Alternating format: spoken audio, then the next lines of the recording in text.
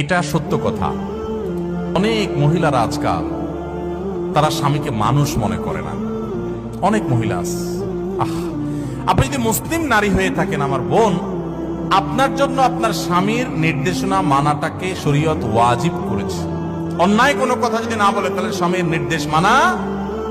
যে মহিলা স্বামীকে অভিভাবক হিসাবে স্বীকার করবে না, শ্রদ্ধা করবে না, সম্মান করবে না, কথায় কথায় তর্ক করবে। অনেক মহিলা আছে পর্দা করে, বোরকা পরে, নামাজ পড়ে, কিন্তু সব করতে রাজি আছে, মাগার তর্কাতর্কি, বেয়াদবি, এগুলো এখন কমন একটা ব্যাপার হয়ে গেছে। কিয়ামতের আলামত। অনেক দিনদার, অনেক তাহাজ্জুদ গুজার মহিলা আছে, ভালো করে পর্দা করে মহিলা আছে, কিন্তু স্বামীর সাথে কথা কথা তর্ক, ঝগড়া, পাত্তা না দেওয়া, বেয়াদবি করা।